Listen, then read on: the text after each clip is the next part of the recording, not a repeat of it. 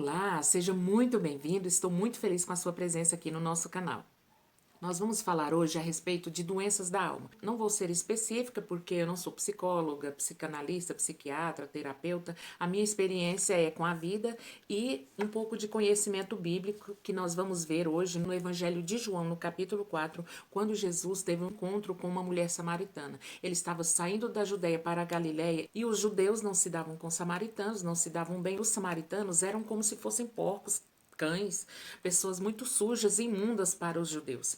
E Jesus sentiu necessidade de passar ali para curar uma mulher. Muitas vezes nós não nos damos conta de que nós estamos com uma enfermidade, que nós estamos doentes na nossa alma e nós não sabemos que precisamos de cura, mas Jesus ele sabe que nós precisamos. A Bíblia fala que Jesus mandou os 12 discípulos comprar mantimentos. Gente, 12 homens e um segredo. Eram 13 homens e 12 foram comprar comida. Qual a necessidade de sair essa turma de homens para comprar comida para 13 homens? Só Jesus ficou porque ele queria encontrar com aquela mulher sozinho. Porque tem momentos que é só entre nós e Deus. Quando Jesus quer nos curar, não adianta a gente querer envolver mais ninguém. Ninguém mais vai trazer cura sobre a sua vida que não seja entre você e Deus. Jesus se sentou à beira do poço onde aquela mulher buscava água. Fique atento que talvez Jesus esteja sentado à beira do poço onde você está buscando água. Jesus foi até aquela mulher, pediu água, porém ela não deu água para ele e ela foi buscar água e também não levou água. Então, aquele momento foi apenas de cura. Jesus usou aquela situação, aquele momento apenas para curar aquela mulher. As doenças da alma, elas têm vários motivos. Nós não vamos entrar nesses detalhes, vamos falar a respeito apenas dessa mulher, do que Jesus fez na vida dela. Foi uma conversa longa. Observe que Jesus não conversava assim com os sacerdotes, ele não falava assim com os homens da lei, com os homens importantes, os empresários, mas com aquela mulher ele tirou um tempo para ter o diálogo mais lindo que eu acho, que eu considero da Bíblia. E eu vou falar a respeito das fases desse processo de cura emocional. A primeira fase que eu falo é a fase dá-me de beber. É quando Jesus nos encontra. E ele falou dá-me de beber para estabelecer com ela um diálogo. Se ele chegasse nela já falando que queria curar, que ela era uma perdida, que tinha um tanto de marido, ela ia rejeitar, ele ia falar, não quero papo com você não, quem é você? Então Jesus falou assim, dá-me de beber. Ele estabeleceu com ela um diálogo, ele estabeleceu com ela uma abertura, ele estava ali resgatando o valor naquela mulher que aos seus olhos não tinha valor nenhum. Ela não tinha amigas, ela não tinha pessoas que fossem com ela buscar água no poço. Dá-me de beber é um momento em que você acha que não pode oferecer nada, você está tão magoado, tão ferido, que você acha que a sua vida não tem importância para ninguém, que não tem significado, que não tem nada de bom para oferecer. Ninguém é tão pobre que não tenha nada para ofertar e ninguém é tão rico que não possa receber nada.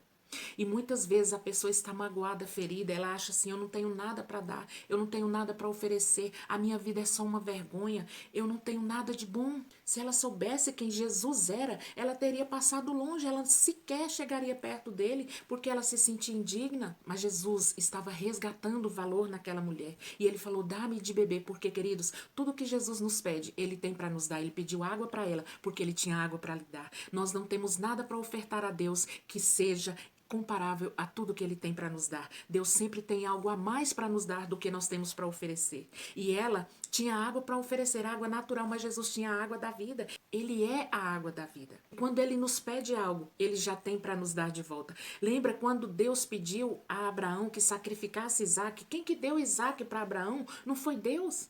Mas Deus pediu porque ele ia devolver a ele. Deus queria provar o coração de Abraão. Essa mulher, Jesus pediu, dá-me de beber. Ele estava falando para ela, eu não me envergonho, eu me encontro com você ao meio-dia, eu te peço água, porque eu sei que você tem para me oferecer. Você tem algo de bom, você tem algo de bom na sua vida, você tem algo de valor. Você não é uma vergonha, você não é uma pessoa indigna.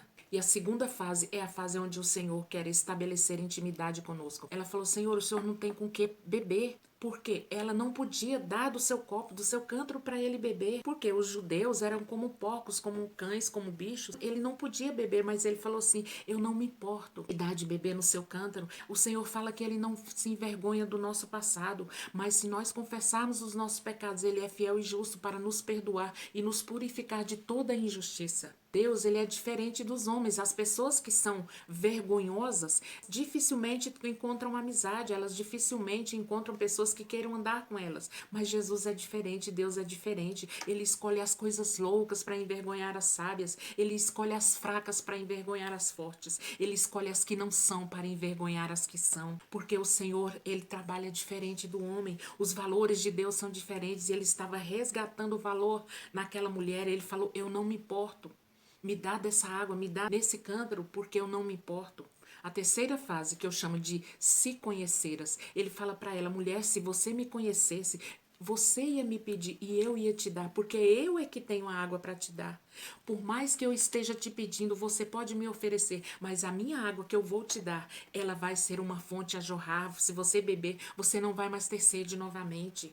Ele queria que ela o conhecesse. Observe que o verbo está conheceras. Se tivesse me conhecido, se me conhecesse, você não passaria por isso. Se você conhecer a Jesus, você vai ser curado, você vai ser transformado. A sua vida não será mais a mesma. Jesus, ele não quer transformar a nossa vida, ele quer nos transformar. À medida que nós somos transformados, tudo à nossa volta é mudado. A Bíblia fala que se os nossos olhos forem bons, todo o resto será bom, mas se os nossos olhos forem maus, tudo será mal.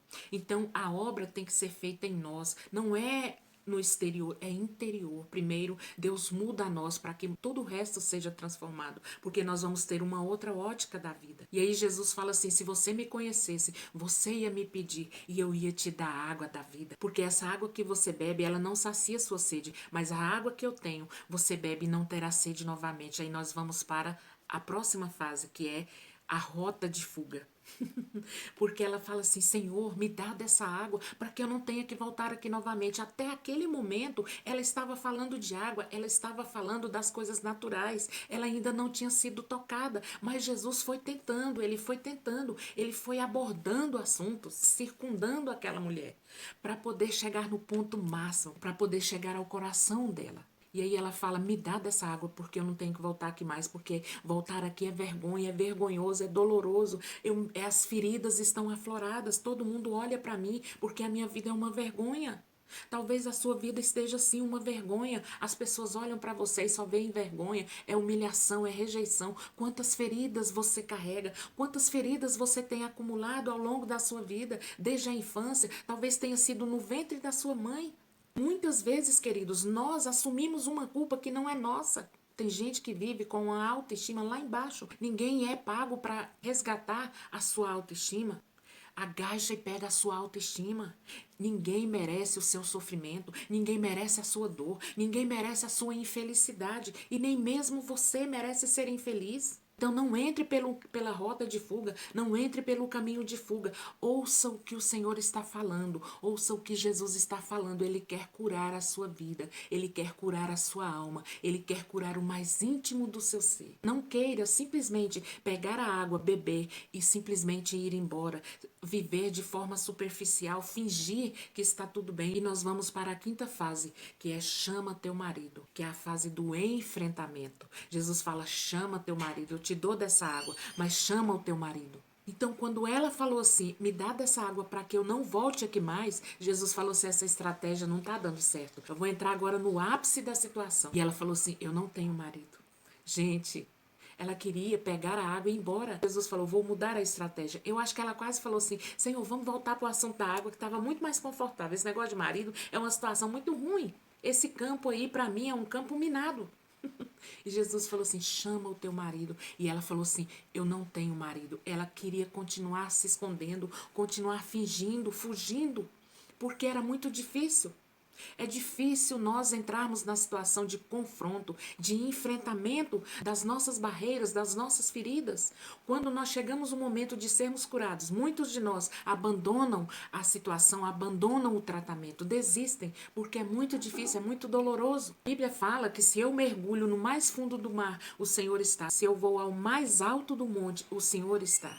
Onde quer que nós vamos, o Senhor está. A Bíblia fala também: eleva os meus olhos para os montes, de onde me virá o socorro. Meu socorro vem do Senhor, que fez o céu e a terra. É de lá que vem o nosso socorro. Não tem como esconder de Deus. O Senhor conhece você, Ele projetou você. Você não é uma obra do acaso. Você não nasceu por acidente. Você foi projetado pelo Pai, pelo Senhor. Você é escolhido de Deus, você é separado de Deus. Você está ouvindo essa mensagem porque Deus escolheu você para ouvir. entrou no âmago do ser daquela mulher. Ele foi no mais íntimo do seu ser, porque ele não ia sair dali sem antes curar aquela mulher, sem antes libertar aquela mulher. E quando Deus está insistindo com você, é porque ele ama você, porque ele tem cuidado com você, ele tem cuidado de você. E ela falou, eu não tenho marido. Ele falou assim, é verdade que você não tem, porque você já teve 5 e esse que você tem não é seu.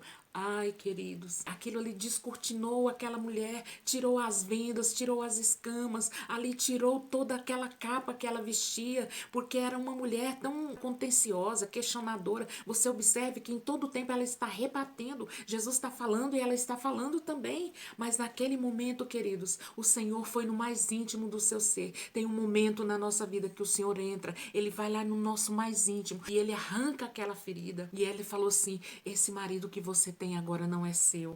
Ah, queridos, o Senhor não quer que nós continuemos igual. O Senhor não quer que você seja um poço de amargura, um tanque cheio de feridas.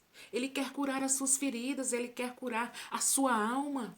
Ele quer mudar a sua vida, ele quer mudar a sua sorte, ele quer que você ande de cabeça erguida. E muitas vezes nós estamos fazendo um drama por conta de dores alheias, de problemas alheios. Nós assumimos a culpa de outras pessoas.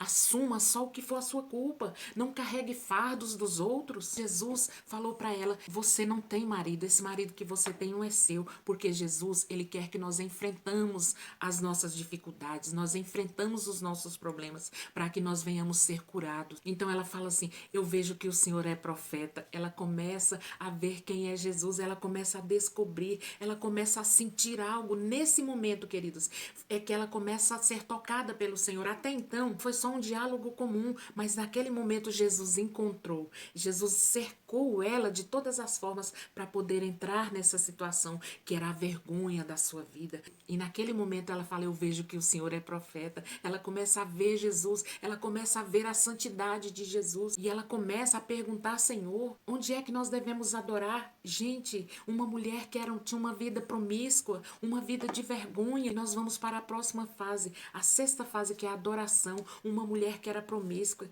uma mulher que tinha uma vida de vergonha, começa a perguntar, Senhor, como é que eu faço para adorar? Porque o Senhor fez uma obra tremenda na minha vida. O Senhor me conhece, o Senhor sabe das minhas dores, o Senhor não se envergonha e o Senhor me curou.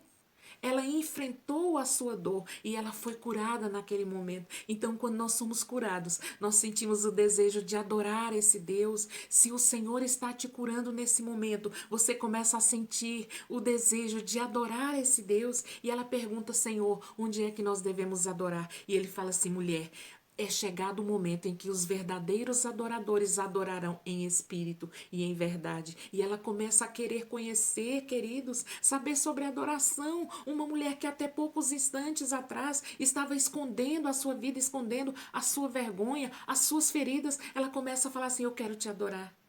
E aí Jesus fala, os verdadeiros adoradores adorarão em espírito e em verdade. Não é onde você acha que deve adorar, não é onde nós adoramos, mas o verdadeiro adorador adorará em espírito e em verdade. Adorará em qualquer lugar, vai adorar em qualquer situação, em qualquer momento, seja de dificuldade, seja momento bom, vai adorar o Senhor. E nós vamos para a última fase, que é utilidade.